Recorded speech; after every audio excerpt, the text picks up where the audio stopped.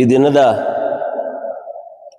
ಕಾರ್ಯಕ್ರಮದ ಅಧ್ಯಕ್ಷತೆಯನ್ನು ವಹಿಸಿರ್ತಕ್ಕಂಥ ನಮ್ಮ ಪಕ್ಷದ ಅಧ್ಯಕ್ಷರಾಗಿರ್ತಕ್ಕಂಥ ಕಾಡೇನಹಳ್ಳಿ ನಾಗರಾಜಣ್ಣವರೇ,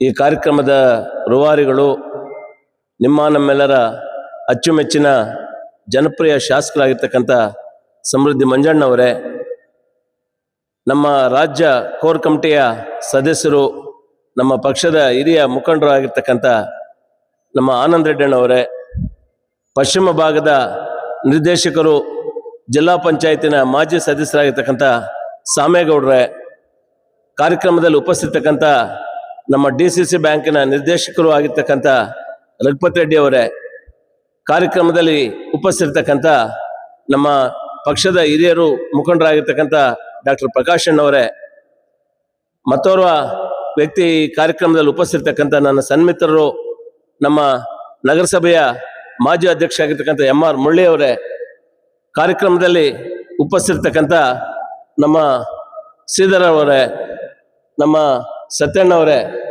ನಮ್ಮ ಜಗದೀಶ್ ಅವರೇ, ನಮ್ಮ ಪ್ರದೀಪ್ ಅವರೇ, ಸ್ವಾಮಿಗಳೇ, ನಮ್ಮ DVR ರಘು ಅವರೇ, ನಮ್ಮ ಮುನ್ಸಾಮಗೌಡ್ರೆ, ಕಾರ್ಯಕ್ರಮದಲ್ಲಿ ಉಪಸ್ಥಿತಕ್ಕಂಥ ಸಮಾಜ ಸೇವಕರಾಗಿರ್ತಕ್ಕಂಥ ಪ್ರಭಾಕರ್ ಅವರೇ, ಕಾರ್ಯಕ್ರಮದಲ್ಲಿ ಉಪಸ್ಥಿತಕ್ಕಂಥ ಡೆಕ್ಕನ್ ಬಾಬು ಅವರೇ, ನಮ್ಮ ಜಹೀರ್ ಅವರೇ, ನಮ್ಮ ಲಕ್ಷ್ಮೀನಾರಾಯಣ ಅವರೇ, ಭೋಗೇಶ್ ಗೌಡ್ರೆ, ಶ್ರೀನಾಥ್ ಅವರೇ, ಶಂಕರಣ್ಣವರೇ, ಕಾರ್ಯಕ್ರಮದಲ್ಲಿ ಉಪಸ್ಥಿತಕ್ಕಂಥ ವೆಂಕಟೇಶ್ ಅವರೇ, ನಮ್ಮ ಗ್ರಾಮ ಪಂಚಾಯತಿಯ ಮಾಜಿ ಅಧ್ಯಕ್ಷರಾಗಿರ್ತಕ್ಕಂಥ ನನ್ನ ರೆಡ್ಡಣ್ಣವರೇ, ನಮ್ಮ ರಮೇಶ್ ಅವರೇ, ನಮ್ಮ ಪಕ್ಷದ ಹಿರಿಯರು ಪೂಜ್ಯರಾಗಿರ್ತಕ್ಕಂಥ ಮುನ್ಸಾಮಗೌಡ್ರೆ, ನಮ್ಮ ಜಿಲ್ಲಾ ಪಂಚಾಯತಿನ ಮಾಜಿ ಸದಸ್ಯರಾಗಿರ್ತಕ್ಕಂಥ ಶ್ರೀನಿವಾಸ್ ಅವರೇ, ಶಂಕರ್ ಅವರೇ, ರಘುಪತಿ ರೆಡ್ಡಿ ಅವರೇ, ಕಾರ್ಯಕ್ರಮದಲ್ಲಿ ಉಪಸ್ಥಿತಕ್ಕಂಥ ಅಶೋಕ್ ಅವರೇ, ನಮ್ಮ ಸಿನಣ್ಣವರೇ, ನಮ್ಮ ರಾಜೇಗೌಡ್ರೆ, ಕಾರ್ಯಕ್ರಮದ ಒಂದು ಮುಂಭಾಗದಲ್ಲಿ ಆಸೀನರಾಗಿರ್ತಕ್ಕಂಥ ಎಲ್ಲ ಪತ್ರಿಕಾ ಮತ್ತು ದೃಶ್ಯ ಮಾಧ್ಯಮದವರೇ,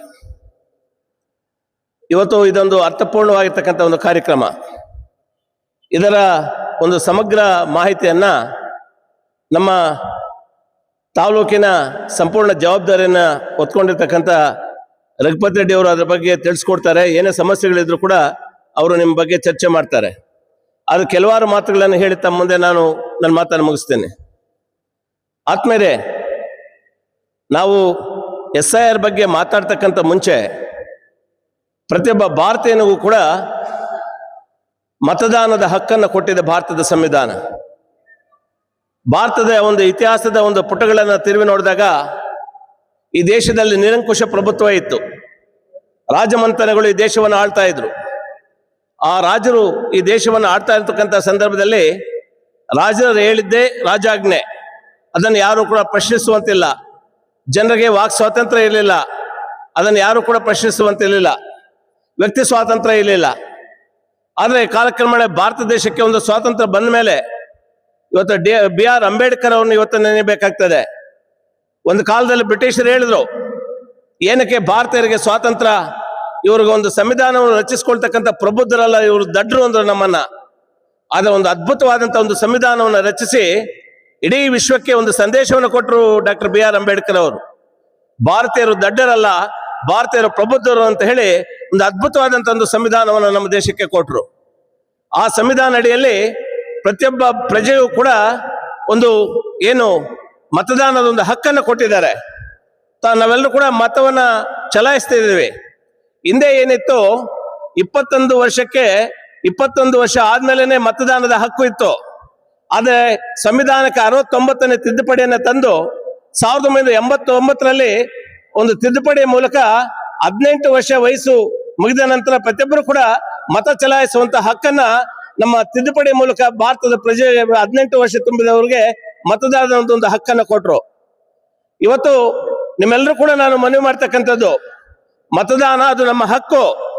ಒಬ್ಬ ವ್ಯಕ್ತಿ ಸ್ವಾತಂತ್ರ್ಯವನ್ನ ನಾವು ಒಳ್ಳೆಯ ವ್ಯಕ್ತಿ ಸ್ವಾತಂತ್ರ್ಯ ಸಿಗ್ಬೇಕಾದ್ರೆ ನಮಗೆ ಇವತ್ತು ಮತದಾನದ ಹಕ್ಕು ಬೇಕು.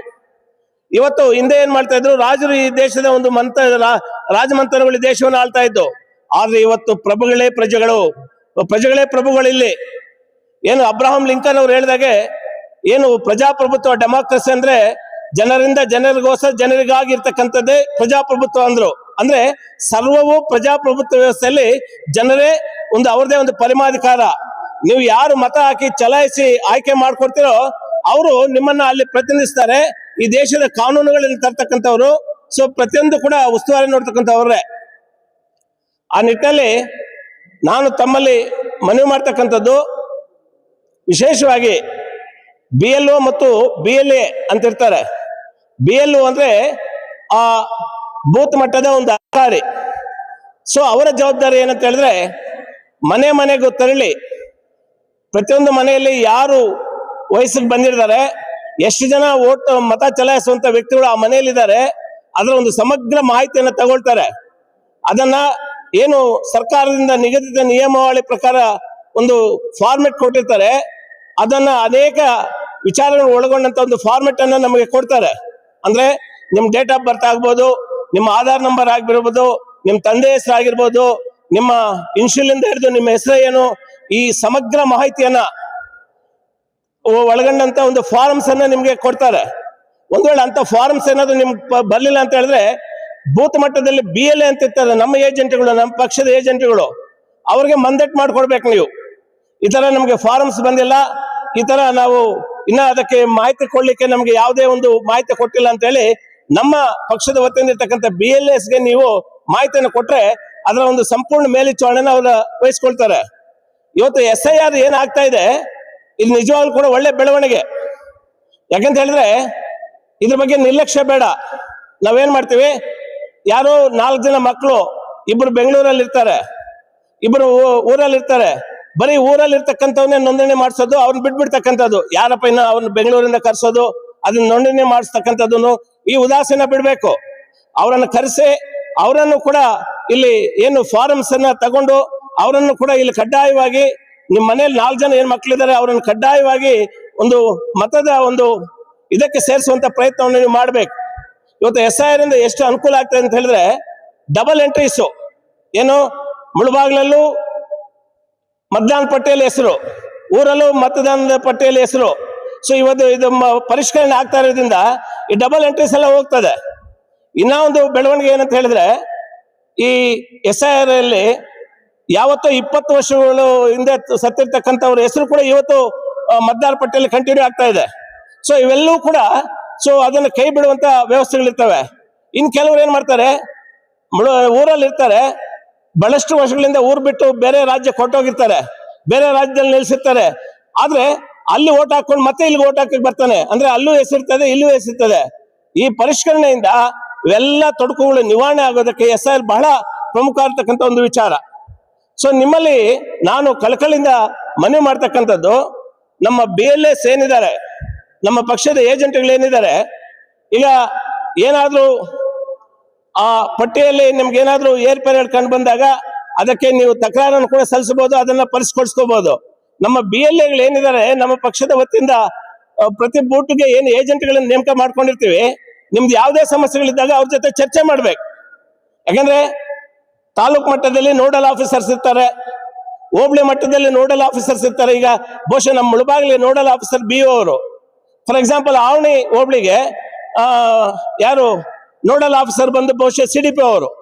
ಈಗ ರೀತಿಯಾಗಿ ನಿಮ್ಗೆ ಏನೋ ಸಮಸ್ಯೆಗಳಿದ್ರೆ ನಮ್ಮ BLA ಮುಖಾಂತರ ನೀವು ಅಧಿಕಾರಿಗಳನ್ನ ಸಂಪರ್ಕ ಮಾಡಿ, ಏನಾದ್ರು ತೊಡಕುಗಳಿದ್ದಾಗ, ಸಮಸ್ಯೆಗಳಿದ್ದಾಗ ಅದನ್ನ ಬಗೆಹರಿಸಿಕೊಳ್ಳುವಂತ ಅವಕಾಶಗಳಿರ್ತದೆ.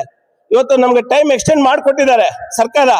ಸೊ ಆ ನಿಟ್ಟಿನಲ್ಲಿ ನಿಮ್ಮ ಯಾವುದೇ ಸಮಸ್ಯೆಗಳಿದ್ರು ಕೂಡ ಅದನ್ನ ಬಗೆಹರಿಸಿಕೊಳ್ಳೋದಕ್ಕೆ ಅದು ಒಂದು ಅವಕಾಶ ಇರ್ತದೆ. ಸೊ ಅದಕ್ಕಾಗಿ ನಿಮ್ಮಲ್ಲಿ ನಾನು ಕಳಕಳಿಯಿಂದ ಮನವಿ ಮಾಡ್ತಕ್ಕಂಥದ್ದು, ಈ SIR ಅಂತಕ್ಕಂಥದ್ರ ಬಗ್ಗೆ ನಿರ್ಲಕ್ಷ್ಯ ಬೇಡ. ಯಾಕಂದ್ರೆ ನಾಳೆ ನಮ್ಗೆ ಮತದಾನದ ಒಂದು ಚೀಟಿ ಕೊಡ್ತಾರೆ, ಮತದಾನ ಪಟ್ಟಿಯಲ್ಲಿ ನಮ್ಮ ಹೆಸರು ಬರ್ಬೇಕಾಗ್ತದೆ. ಸೊ ಸೇರ್ಪಡೆಗಳಿದ್ದಾಗ ಅಥವಾ ಯಾವುದೇ ತಿದ್ದುಪಡಿಗಳಿದ್ದಾಗ ಕೂಡಲೇ ಈಗಲೇ ಅದನ್ನ ಸರಿಪಡಿಸ್ಕೊಂಡು ಪ್ರತಿಯೊಬ್ಬರು ಕೂಡ ಮತದಾನ ಪಟ್ಟಿಯಲ್ಲಿ ವಯಸ್ಸಿಗೆ ಬಂದಿರತಕ್ಕಂಥ ಮತದಾನ ಪಟ್ಟಿಯಲ್ಲಿ ಸೇರ್ಕೋಬೇಕು. ಸೊ ಮತದಾನ ಪಟ್ಟಿಯಲ್ಲಿ ಸೇರ್ಕೊಂಡು ಮತ ಚಲಾಯಿಸುವಂತರಾಗಬೇಕು.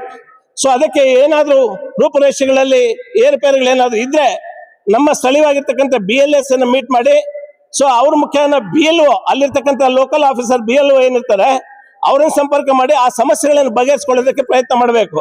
ಹಾಗಂತ ಹೇಳಿ ನೀವು ಯಾವುದೇ ಕಾರಣಕ್ಕೂ ಕೂಡ ಏನು SIR ಬಂದಿದೆ ಅಂತೆ ಅದ್ರ ಬಗ್ಗೆ ನಮ್ಗೆ ಯಾಕೋ ನಮ್ಮ ಏನು ಮತದಾರ ಪಟ್ಟಿಯಲ್ಲಿ ನಮ್ಮ ಹೆಸರಿರ್ತದೆ ಬಿಡಿ, ಅದ್ರ ಬಗ್ಗೆ ಯಾಕೆ ತಲೆ ಕೆಡಿಸ್ಕೋಬೇಡ. ಇದನ್ನ ಬಹಳ ಸೂಕ್ಷ್ಮವಾಗಿ ತಗೋಬೇಕಾಗ್ತದೆ. ಯಾಕಂದ್ರೆ ನಾನು ಸೇರ್ಪಡೆಗಳು ಕೂಡ ಬಹಳಷ್ಟು ಜನ ನಿರ್ಲಕ್ಷ್ಯದಿಂದ ಬಹಳಷ್ಟು ಸೇರ್ಪಡೆಗಳು ಆಗ್ತಾ ಇಲ್ಲ. ಅದನ್ನ ಟೈಮ್ ಇದೆ.